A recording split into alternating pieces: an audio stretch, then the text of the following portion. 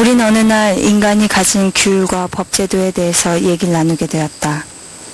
나는 전부터 법률이 인간을 파멸시킨다고 생각했으므로 그 얘기를 해주었고, 후이놈은 모든 사람을 보호하기 위해 만들어진 법률이 어떻게 사람을 파멸로 이끄는가 물었다. 인간이 이성적 동물이라면 자연과 이성은 이미 그들에게 해야 할 일과 하지 말아야 할 일을 알 수 있는 능력을 주었을 텐데 왜 법과 규제가 필요할까?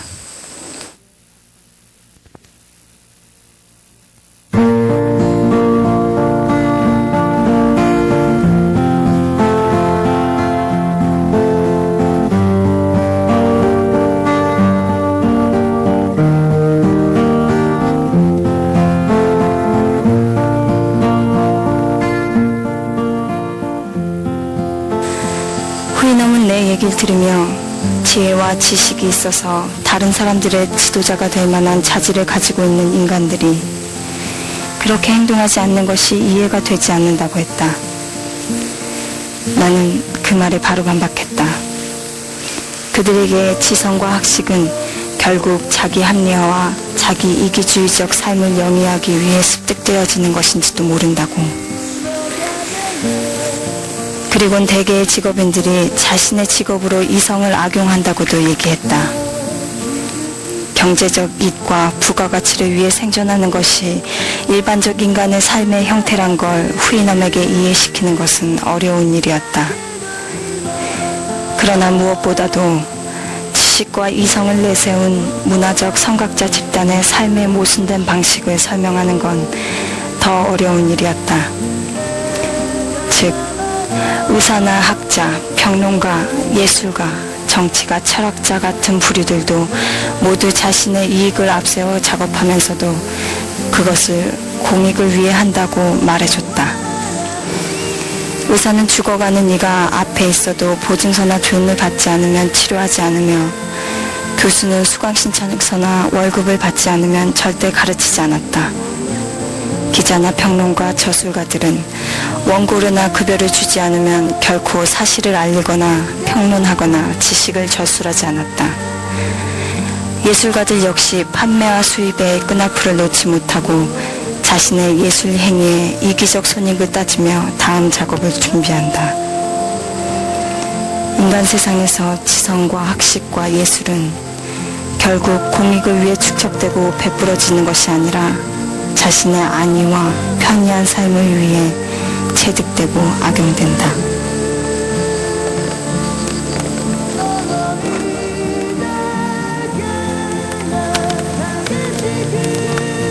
후이놈은 인간들이 왜 같은 자연 안에 살면서 고루 평등하게 나누지 못하는가에 대해서 의아해했다. 나는 이렇게 설명했다. 한 인간이 재물을 습득하면 그것에 비싼 값을 매기고 그것을 타인이 쉽게 가지지 못하게 독점하여 물적 가치를 높여놓는다. 그러면 그는 그것으로 타인의 재물을 빼앗을 길을 얻는다. 부자는 가난한 사람들이 열심히 일해서 벌어들인 돈을 빼앗고 즐긴다. 가난한 사람들 1000명이 있다면 부자는 1명 정도뿐이다. 소수의 사람을 부자로 만들기 위해 다수의 사람들은 적은 급료를 받으면서 노동을 한다. 그 때문에 가난한 사람들의 생활은 비참하지 않을 수 없다. 후이놈은 반문했다. 모든 동물들, 더구나 다른 동물을 지배하는 동물은 땅에서 생산되는 모든 것을 똑같이 나누어 쓰는 권리를 지닌다. 그런데 왜 나누지 않고 불평등하게 소유하며 독점하는가?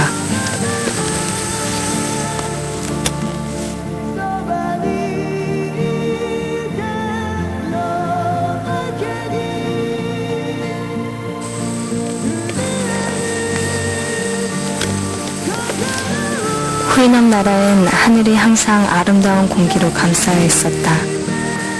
후이놈이 호흡하며 내뿜는 아름다운 공기의 요소와 자연이 후이놈에게 쥐어주는 공기가 서로 조화를 이루며 오염되지 않은 자연 속에서 매일매일 더 맑은 공기를 창조해서 그것을 후이놈 나라를 감싸고 있는 위성들이 반사하고 흡수하며 찬란한 빛을 자유자재로 비춰주고 있기 때문이다.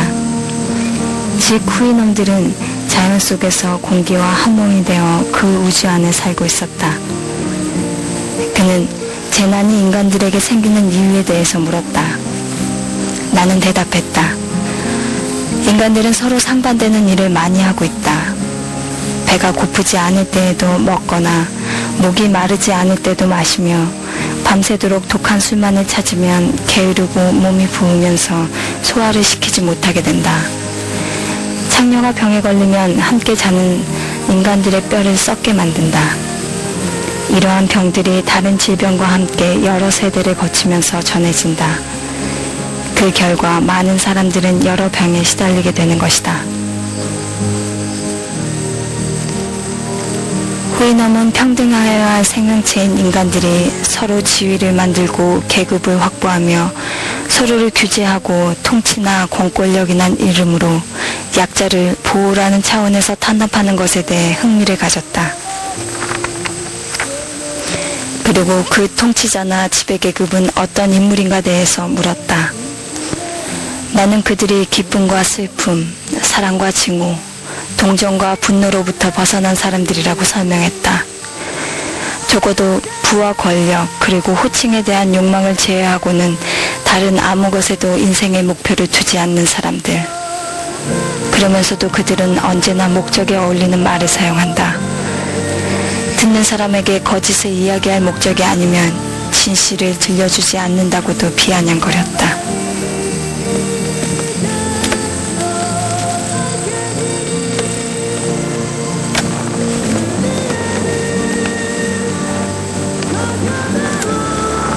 거짓이라고 말하자 후이놈이 내게 물었다. 거짓이란 게 무언가 하고 나는 인간이 어떤 이익을 위해 사실을 사실대로 말하지 않고 다르게 말하는 것을 거짓이라 한다고 얘기했다. 그 말에 후이놈은 어이없게 웃었다. 언어라는 것은 어떤 사실을 전달하기 위해서 만들어진 것이고 따라서 이것을 보고 이것이라 하고 저것을 보고 저것이라고 하는 것이 언어의 용도일진데 그 원칙이 파괴되어 이것을 보고 저것이라 하는 거짓말이라는 개념이 공동체 언어 사회에 용납된다면 언어라는 것의 기본 용도 자체가 혼란이 오지 않겠냐고 했다. 즉 세상은 진실과 사실만으로 구축되어야만 그것이 소통의 기본 구조를 가지게 되는 것인데 진실이나 사실 아닌 어떤 형태의 말과 행동이 교류하게 되면 모든 것은 질서를 잃고 그 세상 구성의 기본부터 파괴시켜버린다는 것이다. 나는 그 말을 들으며 비참해졌다. 인간의 지식과 이성 그리고 언어력과 화술마저도 욕심의 산물임을 알게 되었으므로 언젠가 후이놈이 담담하게 나를 바라보며 얘기했었다. 당신의 이야기를 심각하게 생각해 보았다. 인간이란 아주 작은 양의 이성을 부여받은 동물 같아 보인다. 하지만 인간들은 그 이성을 좋은 일에 사용하지 않고 있다.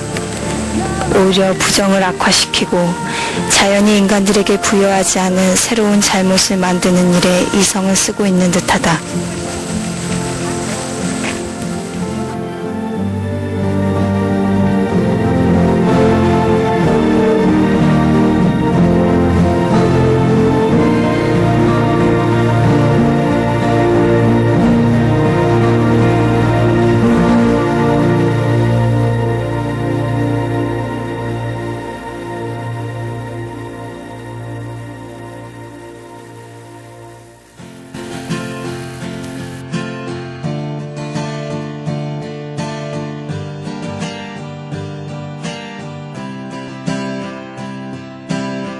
공장에서 쫓겨난 노동자가 원직 복직하는 것이 평화.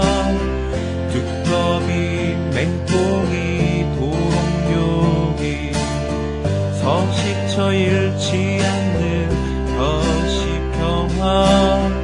가고 싶은 곳을 장애인도 갈 수 있게 하는 것이 평화.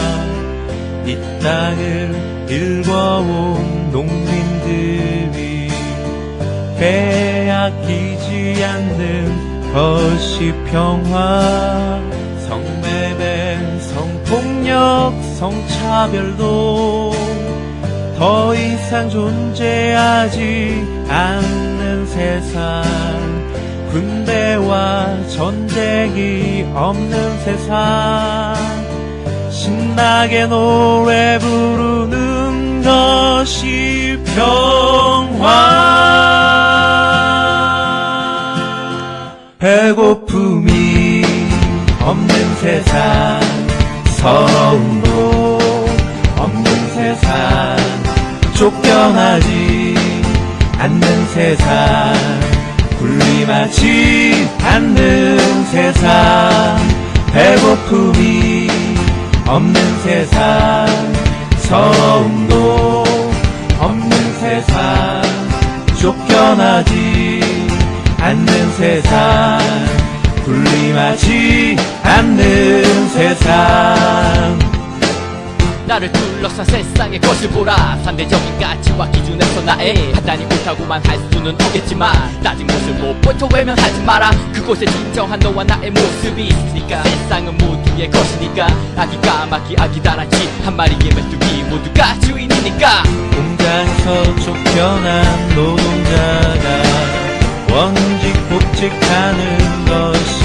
평화 두꺼비 맹꽁이 도룡뇽이 서식처 잃지 않는 것이 평화 가고 싶은 곳을 장애인도 갈 수 있게 하는 것이 평화 이 땅을 일궈온 농민들이 빼앗기지 않는 것이 평화 성매매 성폭력 성차별도 더 이상 존재하지 않는 세상 군대와 전쟁이 없는 세상 신나게 노래 부르는 것이 평화 나를 둘러싼 세상의 것을 보라 상대적인 가치와 기준에서 나의 판단이 옳다고만 할 수는 없겠지만 낮은 것을 못 보여 외면하지 마라 그곳에 진정한 너와 나의 모습이 있으니까 세상은 모두의 것이니까 아기 까마귀 아기 다람쥐 한 마리의 메뚜기 모두가 주인이니까 배고픔 없는 세상 서러움도